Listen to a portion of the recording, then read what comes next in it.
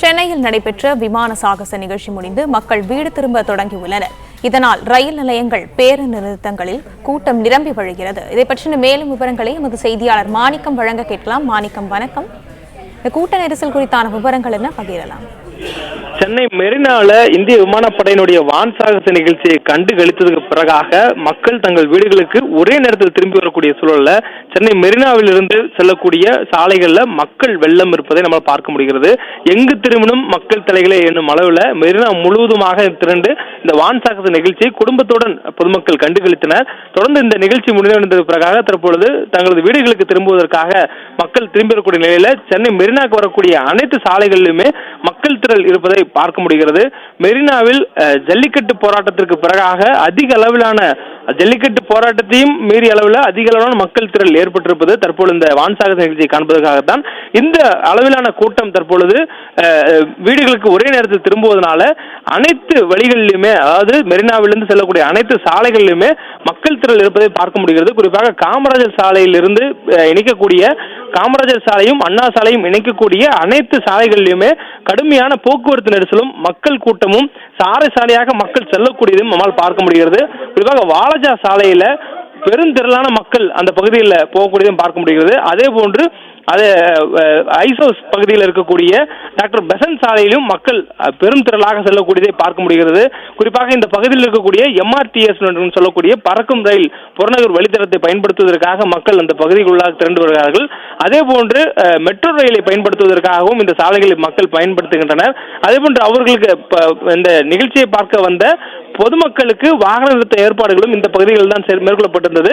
அதனால் அவர்களுடைய வாகன நிறுத்தங்களுக்கு செல்லும் பொழுது கூட இந்த செல்லும் வழியிலும் இந்த நெரிசலானது ஏற்பட்டிருக்கிறது. குறிப்பாக அதிக அளவிலான மக்கள் இந்த வான் சாகச நிகழ்ச்சிக்கான வருவார்கள் என்ற ஒரு எதிர்பார்ப்பு இருந்ததுனால அதற்கான விரிவான ஏற்பாடுகளை இந்திய வானிலை ஆய்வு மையமும் தமிழ்நாடு அரசும் மேற்கொண்டிருந்தாங்க. இந்த சூழல்ல அந்த ஏற்பாடுகளுடைய வெளிப்படாக அவர்களுக்கு 17 இடங்கள்ல வாகன நிறுத்த ஏற்பாடானது செய்யப்பட்டிருந்தது.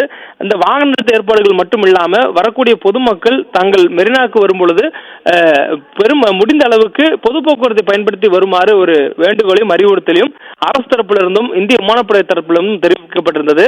குறிப்பாக 15 லட்சத்துக்கும் மேற்பட்டவர்கள் இதில் பங்கேற்பார்கள். இதனை உலக அளவுல ஒரு சாகச நிகழ்ச்சி அதிக அளவிலான மக்கள் பார்வையிட்ட ஒரு நிகழ்ச்சியாக லிம்கா புக் ஆஃப் ரெக்கார்ட்ஸ் என்ற சாதனை புத்தகத்தில் இடம்பெற வைக்கக்கூடிய முயற்சியாக இது நடைபெறும் என்ற ஒரு எதிர்பார்ப்பு ஏற்கனவே திட்டமிடப்பட்டிருந்ததுனால அதன் அடிப்படையிலான ஏற்பாடுகள் இருந்தன. அதன் காரணமாகவே அதிக மக்கள் திரள் இருக்கும் என்பதனால் இந்த அறிவுறுத்தலை ஏற்கனவே கொடுத்திருந்தாங்க. இந்த சூழல்ல சொந்த வாகனங்களுக்கு வந்தவர்களுக்கான பார்க்கிங் செல்லக்கூடிய பகுதிகளிலும் நெரிசல் இருக்கக்கூடியது பார்க்க முடிகிறது. அதே போன்று பொது போக்குவரத்து இருக்கக்கூடிய பகுதிகளுக்கு பொது போக்குவரத்தை பயன்படுத்துவதற்காக ரயில் நிலையங்களுக்கும் பேருந்து நிறுத்தங்களுக்கும் மெட்ரோ ரயில் நிலையங்களுக்கும் செல்லக்கூடிய பகுதிகளிலும் அந்த நெரிசல் மக்கள் திரள் இருப்பதை நம்மால் பார்க்க முடிகிறது. குறிப்பாக இன்றைய தினம் நடைபெற்றக்கூடிய இந்த சாகச நிகழ்ச்சியை மெரினா கடற்கரை முழுவதும் மக்கள் நின்று பார்த்திருந்தனர். குறிப்பாக விவேகானந்தர் இல்லத்திற்கு எதிரே மையமாக வைத்துதான் இந்த வான் சாகச நிகழ்ச்சியானது நடத்தப்பட்டிருந்தது. ஆனாலும் மக்களுடைய திரள் மெரினா கடற்கரை முழுவதும் பரவியிருந்தது. அது மட்டுமின்றி மெரினா கடற்கரையை ஒட்டியிருக்கக்கூடிய உயரமான கட்டிடங்கள் மீதும் பொதுமக்கள் நின்று இந்த வான் சாகச நிகழ்ச்சியை கண்டு கழித்திருந்தனர். குறிப்பாக குடும்பமாக குடையுடன் காலையிலேயே இந்த நிகழ்ச்சியை பார்ப்பதற்காக மக்கள் வந்திருந்தனர். தற்பொழுது 1 மணி அளவில் இந்த நிகழ்ச்சியானது முடிந்தது. இதனைத் தொடர்ந்து தங்கள் வீடுகளுக்கு திரும்புவதற்காக ஒரே நேரத்தில் மக்கள் திரும்புவதனால இந்த நெரிசல் ஏற்பட்டிருக்கிறது.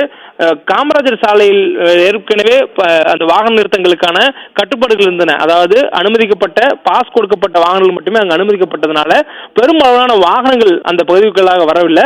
அதே நேரத்தில் சாந்தம் சாலையில வாகன நிறுத்தங்களுக்கான ஏற்பாடுகள் செய்யப்பட்டிருந்தன. அதே போன்று அந்த வாகன நிறுத்தங்கள் வழியாக வெளியே வரக்கூடியவர்களுக்கான வசதிகள் மேற்கொள்ளப்பட்டிருந்தன. இந்த சூழல்ல ஒரே நேரத்தில் மக்கள் திரள் இருப்பதனால அதிக அளவிலான கூட்ட நெரிசல் ஏற்பட்டிருப்பதை பார்க்க முடிகிறது.